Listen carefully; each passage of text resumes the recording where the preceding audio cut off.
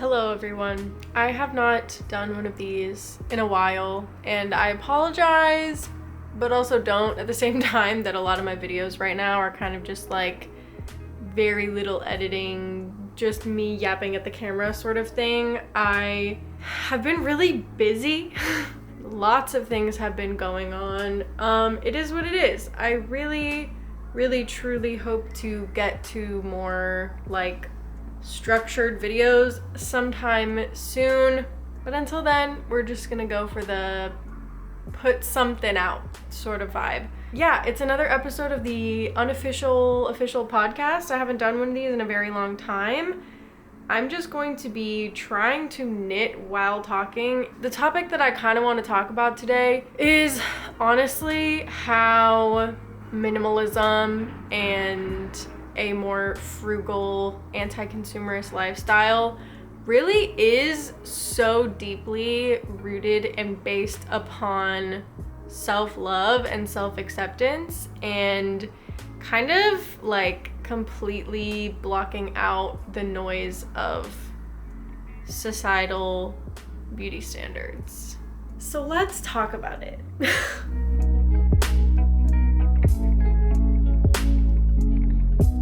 Now would be a great time to make yourself a cup of tea, get your own knitting or crochet project out, get a basket of laundry, do some chores, whatever. I don't know how long I'm gonna talk about this. I might have a lot to say. I might not have a lot to say. I don't know. I have no script for this. I have no notes. We're just gonna go for it. And that's what's gonna happen. Rewind to about, oh man, when did I start my YouTube channel? 2022?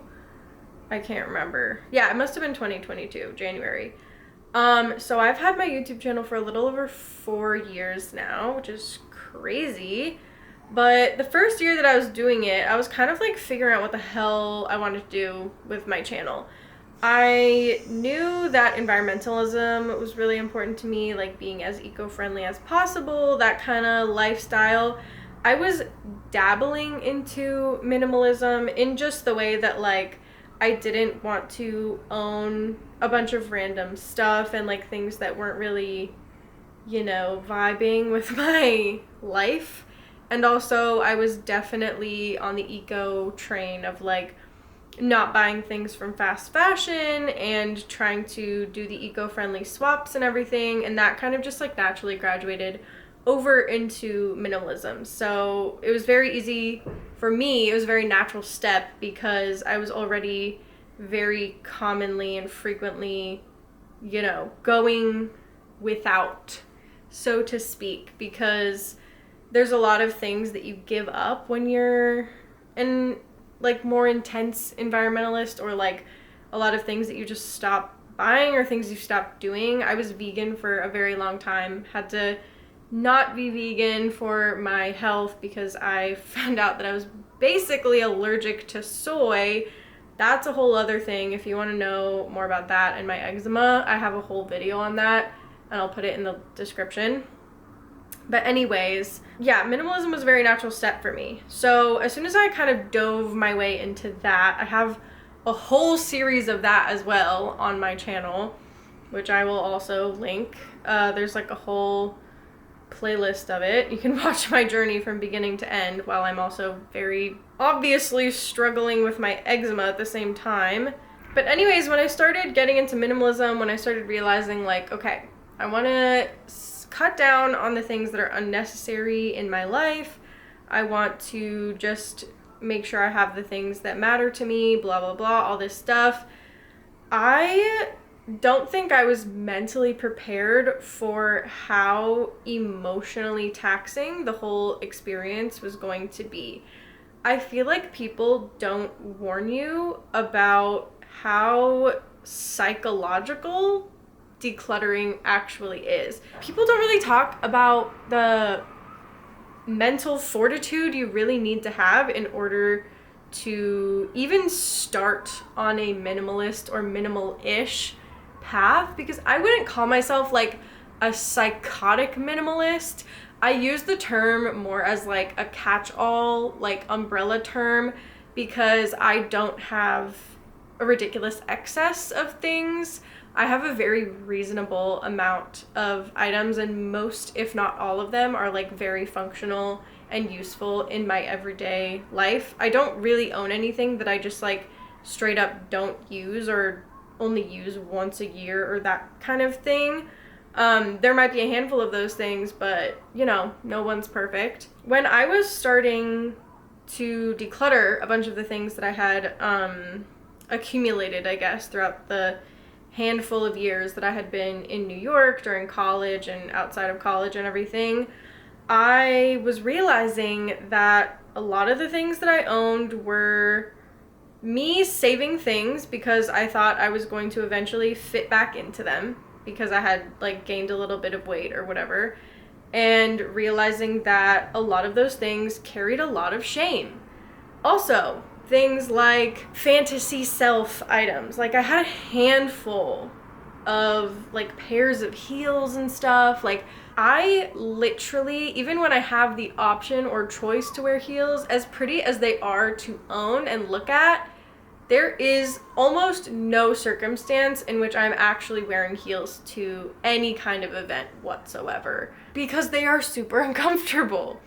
So I had to get rid of things that didn't necessarily align with my real and true version of lived events and experiences, and that was a bit hard to come to terms with, I guess, is the best way to put it. I had to say goodbye to my fantasy self. And this came with a lot of like me having to be okay with who I was, and like really truly at the end of the day accepting that I am not the person that I think I am. You know what I mean? And that's doesn't have to be like the most dramatic thing in the world, because me accepting the person that I am and like who I think I am, I thought I was the kind of person that would go out and like, you know, do fun, fancy things, but I'm just not a fancy person. Like I don't go out and do expensive things. I don't go out to restaurants. I have no need for pairs of heels. I don't see fancy shows. Also, a lot of these things have become a lot less fancy. Like you don't necessarily have to dress a certain way to go out to do all of these things. And also, I am just not the kind of person that dresses up to do those things anyway. Like, you can 100% dress up to go and do those things. And even if I do, like if I see a Broadway show or something, I don't dress up to the nines. I don't wear fancy heels or whatever. I just don't choose to do that. So I was holding on to these heels thinking that I was some kind of person that I wasn't, like way more fancy and put together than I actually was, realizing that I'm a bit more plain and average, and that's okay. Also, apologies, New York is just New Yorking in the background, so just ignore that. I had to get rid of the pants and clothes and things that I was keeping for like nights out that I knew I was never going to take. I had to get rid of the clothes that were probably not going to fit me again, because why did I think that as a person in my early 20s I was going to fit back into clothes that I bought when I was a teenager? You know, that kind of thing. You kind of just have to accept yourself, really truly accept yourself where you're at when it comes to decluttering. And that could also be coming to terms with the fact that you bought a bunch of shit that you probably should not have bought. You know what I mean? There's a handful of things that I got that I was like, wow, I bought this and I wore it one time and I'm probably never going to wear it again. What a crazy waste of money. And like really just coming to terms with a lot of that shame and disappointment in the fact that you spent your hard-earned money on something that you truly barely got any use out of. Like when I decluttered my roller skates that I got, like everyone else did, like in the middle of the pandemic, as a thing of like, I'm definitely gonna learn how to roller skate and it's gonna be so fun and so cute and whatever. No, I did not. I did not learn how to roller skate. I probably used them one time and then I got rid of them. And it was embarrassing. I mean, I bought them used, but still, they were kind of expensive because they were basically like used but new sort of thing. And I was just like, wow, I really did spend my money on something and absolutely not use it at all. That's also just like ADHD tax for sure, like collecting hobbies like they're freaking infinity stones, and I don't know, buying a bunch of things that you're never going to use. It's really difficult to kind of come to terms with the money that you've spent, the person that you thought you were, and kind of just accepting who you actually are and what your life looks like right now. Another thing is like if you become disabled or something and you have a bunch of like sports equipment or whatever, kind of just accepting the fact that you may not ever be able to use that stuff again. Or if you are, you know, it's going to be a long time down the road, and it might be better for your mental health to just get rid of it and repurchase it later on down the line, because otherwise every single time you look at something that you're kind of just holding on to that doesn't necessarily align with your life anymore, it's just going to bring you shame. And that's why I feel like decluttering is so valuable, because it kind of just, it just brings all that shit right up to the mirror in front of you without having to go through all the extra steps and process of so many things. You kind of just are made aware of all of those skeletons in your closet, like literally, physically, metaphorically, all those things, because at the end of the day, you have to just accept the fact that like your life is where it's at right now, and that's fine, you know? I had to come to terms with the fact that I was never going to fit into my high school jeans ever again, and that's okay. Basically, I had to come to terms with the fact that I had a minor shopping addiction and I just needed to get better. And decluttering all the things that I was buying just for the thrill of it was something that I needed to do in order to shock myself into realizing that I had a bit of a problem. Acceptance truly is the first step to getting better, you know what I mean? And in becoming a minimalist, and I call myself a realistic minimalist because I have like a very regular amount of things. I don't have like the bare minimum things that I could possibly have, but like I try not to bring random excessive stuff into my home whenever possible. And I also tried to just like live with less on the next phase of my journey, which is basically like trying to be as frugal as possible, because frugality, minimalism, you know, environmentalism, I feel like all are shaking hands. It's basically all the same thing in a different font at the end of the day, truly. Because if you own less, you consume less, and if you consume less, then you're wasting less, and that's all kind of feeding into the same thing of like needing and wanting and wasting less stuff. So for me, all of these things really fit together personally, which is why it was very natural after my year of minimalism to go straight into a no buy. So that's what I was doing 2 years ago. 2024 was the year of the no buy. Yes, the year of our no buy, 2024, was when I realized that I was also spending extra money on random things that I was like, oh, this isn't so bad. I can be spending money on this, whatever.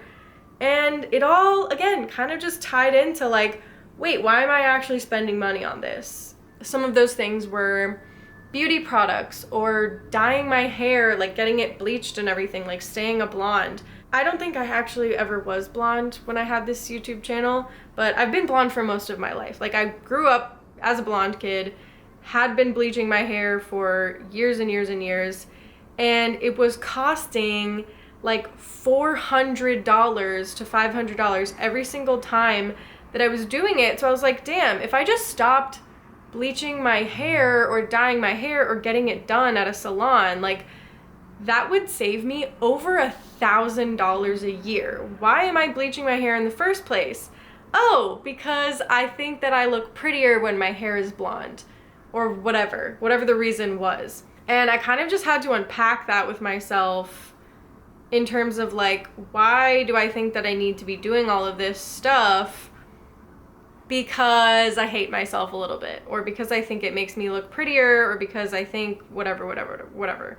And at the end of the day, it all ties into what society deems, acceptable or whatever. Another reason why I think I was so addicted to buying clothes, because I really wanted to fit in and be cool and like look pretty and be stylish, and like, you always do things and buy things because you feel insecure. Like, that is one of the main reasons why people have shopping addictions. It's because they're insecure, whether that's about their looks, about their financial status, or like social status or whatever.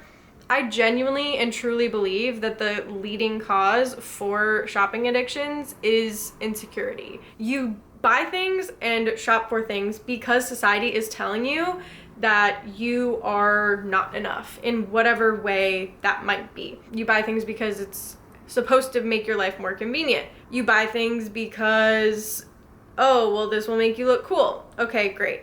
Oh, well, this will make you look pretty. Okay.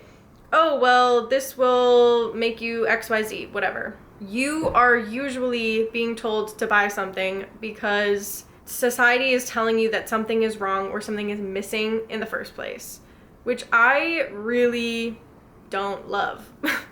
I personally find that the most emotionally secure people I have ever met have been the ones that just don't give a shit what other people think. You know what I mean?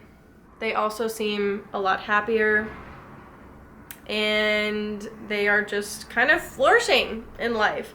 And that's my goal. I want to be happy. I want to not yearn for things that I know are not going to improve the quality of my life. And that's the thing that's very difficult when you become a minimalist or someone that's more frugal or whatever, is that because you have been told for so much of your life, oh, this thing will make your life better, oh, this thing will make your life easier, or you need to have this because if you don't, you're a loser, or like whatever, it becomes really hard to trust yourself or like what people are saying around you when it comes to like actually needing to buy something. It was so weird because for me, during the no buy year, I almost got scared straight in a way of like, oh, well, it's fine. I don't need to buy this, like, because blah, blah, blah, blah, blah. There are some things that genuinely you don't need to buy. Like upgrading stuff that already works perfectly fine and does not like damage your quality of life. That is fine. My example is like my rice cooker. It's kind of broken, like in a lot of ways, but it still works. So it's ugly, but I don't care. What's the point of having an aesthetic rice cooker if it's doing the exact same thing as something that I already own? You know what I mean? Like, there's no reason for me to buy a new rice cooker when I already own one that works. It's just ugly, and that's okay. Not everything has to be aesthetic. Who said that it did? Social media? I don't care. My shit still works, so I'm not gonna buy a new one. On the other hand, if you are, I don't know, something is like hurting you physically or is taking you like an extra hour in your day or something along those lines where it's like really truly wasting your time when you have like other shit that you need to be doing, or like it is physically painful to do that thing because something is broken or whatever, or it's like dangerous, obviously that's when you want to be doing the upgrade. Like if your shoes are broken, like you need to have good foot health. You need to be able to wear shoes that are properly working for you. So like buy a new pair of shoes sort of thing. Don't buy a new pair of shoes if it's just for like vanity's sake, you know what I mean? Not saying that we can't ever have nice things, but like you really have to decide what the line is for you in terms of buying new things for quality of life upgrade or buying new things just to like have a nice thing. I'm not saying that there's any right or wrong answer in terms of like how much of each of those you have in your life in terms of like a percentage of like what you're spending your money on in terms of quality of life upgrades versus just like nice things for yourself, I think it is nice to every once in a while just spend money on something that is just nice, you know? It's kind of boring and sad to literally only buy things for functional use. Personally, I really like to spend my money on experiences because those memories and things are personally a lot more valuable than just like having a random item. But again, that's just my personal thoughts and opinions. I am able-bodied, so I'm able to go out and enjoy these experiences and things, so that's valuable to me in my life. Not everyone's life is going to be exactly the same. I don't know. I kind of don't really know where I'm going with this at this point, but I'm kind of just sharing my thoughts in general about how all of this is very deeply connected, and a lot of it is very deeply connected to the way that society kind of like has messaging surrounding consumerism, and a lot of the time it is very directly targeted at you hating yourself enough to want to spend your hard-earned money on something that is genuinely not going to improve your life at all. So you really need to take the time and the energy and the thought to decide what will actually genuinely benefit your life. For me, it has been so helpful to do this slow buy because it's really just showing me exactly what I actually need and what is more like a passing want. You know what I mean? Because if I still need something a month later and I'm like, girl, I need this because my life is in shambles without it or whatever. The other day, I needed to buy some nail polish remover, but instead, I just sat there and scratched all the leftover nail polish off of my nails, and I was like, okay, well, I guess I can delay buying nail polish remover until I need to remove these or whatever. Sometimes you can just kind of push stuff off if it's not 100% necessary, but also, I also needed some deodorant the other day, and that I can't really push off, so I was just like, okay, well, I need this, so I can buy it. It's fine. But like I was saying before, there was a pair of shoes that I thought was absolutely gorgeous. Absolutely gorgeous. There's probably a couple of pairs of shoes on my mind right now that I want to buy because that's another thing. I'm a recovering shoe addict. Thanks, Mom. So like those things, I can wait a month. I can wait 6 months. I can wait a year before I actually like allow myself to purchase those things because I have plenty of shoes that absolutely do the job that I need them to do. Like I would be buying these shoes as a fully vapid purchase, which again, you're allowed to do that every once in a while. I'm not telling you how to spend your money. I'm just saying a lot of the times we spend money we don't need to be spending on things that we're not going to use, that are not going to improve our quality of life. I know that I am definitely in a bit of a I want to buy something mood because everything else in my life feels like completely up in the air.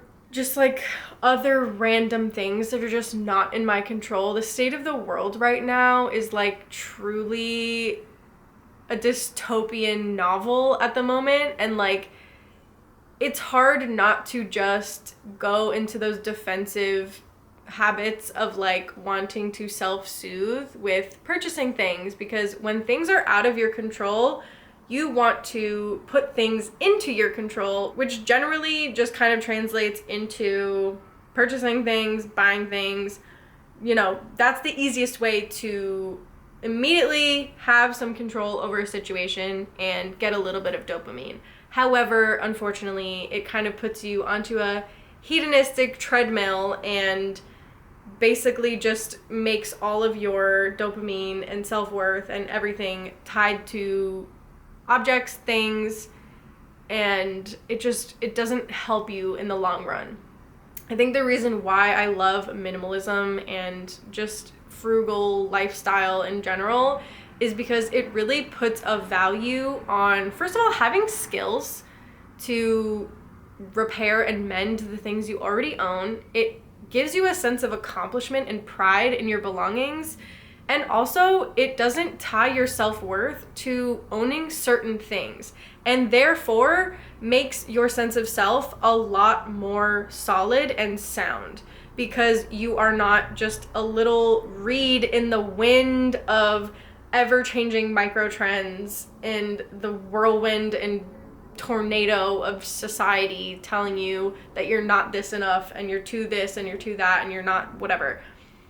I don't really care what the trends are right now, and I haven't for a long time, because I know that I'm not going to be buying a piece of clothing or a whatever based on every single trend that comes through the door. You know what I mean?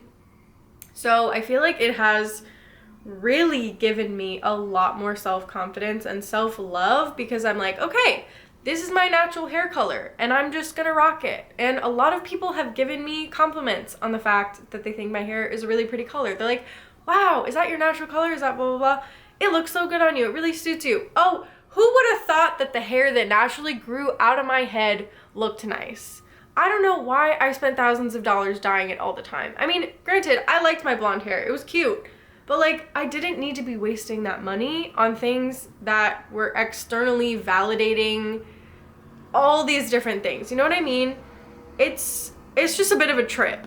Like, unplugging yourself from all of that. And I'm not saying that you have to like stop showering and go and live in the woods and all that stuff. You can do that if you want. Like, more power to you. That's kind of goals, low key. One day I will become a little forest gremlin, I swear to God. But like, until then, I have to engage in society. And, you know, I really am just so tired of all of these things that everyone else puts value in dictating how I live my life and whether or not I love myself. You know what I mean? And I know that might sound a certain way coming from like a straight-sized person who is white and able-bodied and all that stuff. It's not as hard as it is for me to love myself as someone that like society absolutely pounds down upon. But I feel like even if you are like the most perfect person in the world, take Megan Fox, for example. Anyone who has seen the movie Jennifer's Body is like, wow, she's like the most beautiful, perfect, amazing, whatever of society's ideals that I've ever seen in my life. Girly Pop has horrific body dysmorphia. She has gotten procedure after procedure after procedure, and it is so sad to see because she's beautiful. She was beautiful before all of this stuff that she did. I have so many other thoughts upon the topic of like elective plastic surgery that I'm not even gonna get into because that is a whole other thing. Because I truly do believe that it's your body and it's your choice and you can do whatever you want with your money and your body and whatever. Like, as long as you have a fully functioning brain. I think that people that get surgery when they're like in their teens are really setting themselves up for failure. But like, I wanted a nose job when I was a teenager. I would like cry myself to sleep at night because I thought I was so ugly because my nose was like, you know, not the nose that all the supermodels had. You know, I didn't have like a straight little tiny cute little nose. And I hated myself for it. I would like be dreading taking pictures and like all this stuff. And I'm so glad that I don't care anymore. I actually love my nose. I think it's perfect for my face and it calls back to my ancestors, and that just makes me feel so much more connected to the human experience because I have something that is a little bit different than everyone else, you know?